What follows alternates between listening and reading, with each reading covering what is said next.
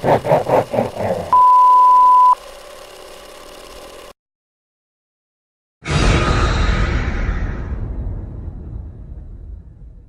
up everyone, it's Brand here from Bloody Breakdown, and today I'm going to be delivering to you the latest breaking Halloween Kills news. And just to put this out here, yes, this channel is going to be devoting a lot of its time to covering Halloween Kills and afterwards Halloween Ends, because I'm a huge genre fan. That doesn't mean we're not going to be covering several other topics as it relates to horror news and episodes of Bloody Breakdown where we kind of review older horror films. That's all still going to be going on, but I do definitely want to do my due diligence that I was unable to for Halloween 2018, for Halloween Kills and Halloween Ends. With that said, let's go ahead and jump right in to some news that I have.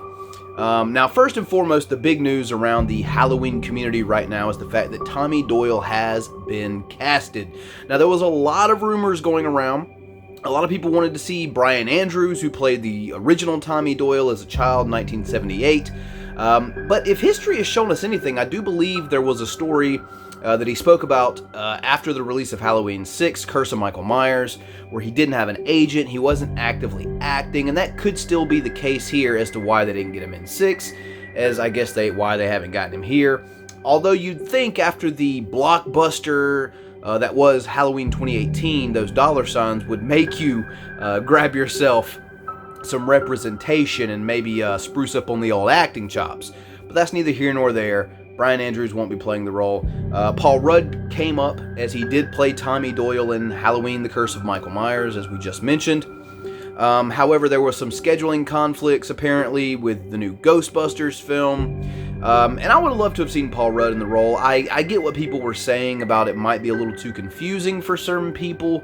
But, I mean, Jamie Lee Curtis is in several different timelines playing Laurie Strode, so maybe not. There was also a rumor about Jake Gyllenhaal, how, he was kind of the link between David Gordon Green and Jamie Lee Curtis for last year's film. Maybe there was a possibility that he was going to be playing the role, but I really didn't give that too much credence, honestly. What we ended up landing on is Anthony Michael Hall, who I'm sure most of you will probably know his work from the 80s with like The Breakfast Club, and things of that nature. I think he was like in Weird Science and stuff like that. Even more recently, he is, I believe he's in the TV show Riverdale on the CW. So he's still acting. The guy is a hell of an actor. In my opinion, he was a child actor, I guess you could say, as a teenager. He's been acting for decades. He's got the chops for it.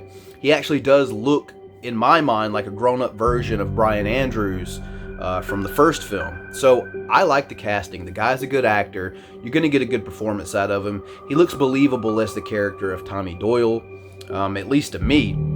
So I'm happy. I'm very satisfied with the casting decision of, Anthony Michael Hall. I'm fine with that. So we'll move on here. And, as always, guys, let me know what you guys are thinking about these things in the comment section down below. What do you think about Anthony Michael Hall being casted as Tommy Doyle? But we do have one more bit of news here that I wanted to discuss. Now, they released some casting calls. We're filming in Wilmington, North Carolina, I believe under the production title of Mob Rules, which you can speculate about that if you'd like to, because with the title Mob Rules, even though it is a production title, does that tell us something about what this film entails? I don't know. But there are a couple of things they're looking for, and I'll go over a couple of them real quickly and kind of end on something that definitely struck a nerve with me. Now, they're looking for people with real work experiences as officers and medical personnel. Obviously so. And it's always cool to have people that have had real life experiences in these things, trying to, make it look a little bit more legit on the big screen. So that's cool. They're looking for a set of triplets, male or female, 18 plus. I don't know where they're going with that one, but apparently there's going to be a set of triplets in Halloween Kills.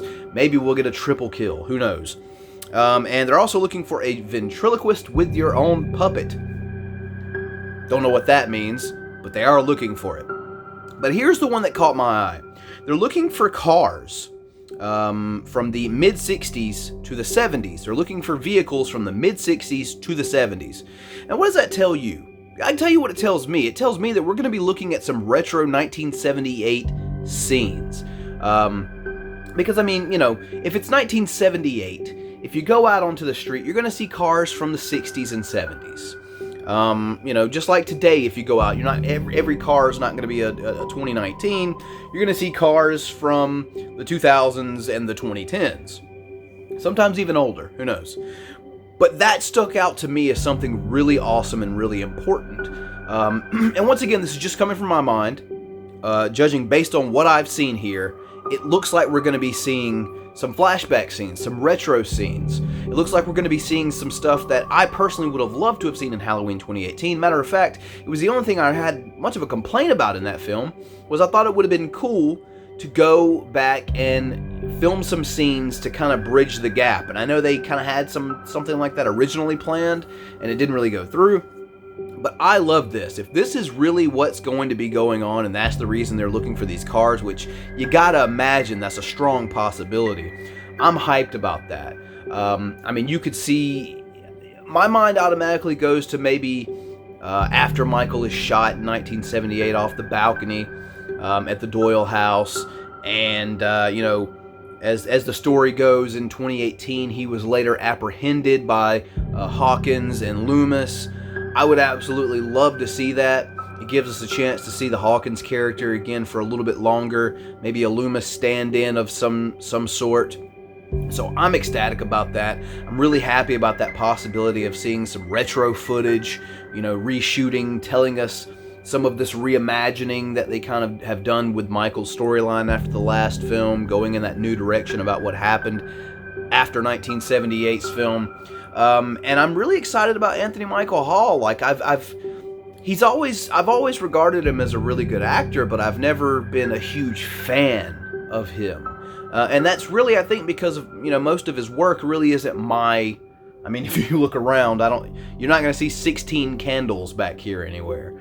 You know what I'm saying? So I'm excited to see him perform in something that I can really enjoy, because I've always regarded him as a pretty well-rounded actor. So yeah, it's your guys' turn now. Sound off down in the comment section down below. What do you guys think about Anthony Michael Hall being cast as Tommy Doyle? What do you think about my perception of why they're asking for these mid-60s to 70s vehicles? Seeing some possible retro 1978 footage come up.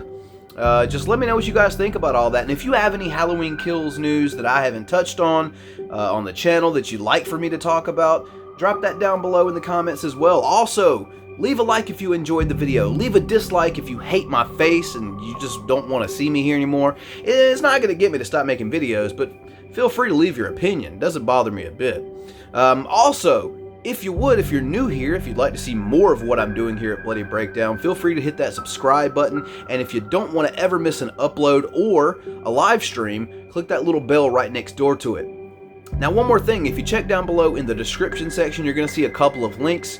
You can follow me on Twitter or Instagram, you can join my Facebook group, or you can even support my work here at Bloody Breakdown on the Patreon link down there. And here's a quick little video to tell you exactly how you can support me on Patreon and the perks that you'll get for supporting me on Patreon. Become a patron of the channel at the Patreon link below.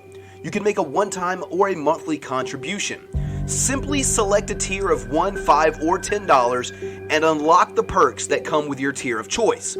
Perks range from early access of videos to your name in the credits listed as a producer. So with that said, I'm getting really excited. Filming, I believe, has already begun or is about to begin. I'm getting really antsy, really excited. We got about a year until this thing drops, and then after that we got a year until Halloween ends. They're going to be filming at the same time. So yeah, once again, let me know your thoughts down in the comment section.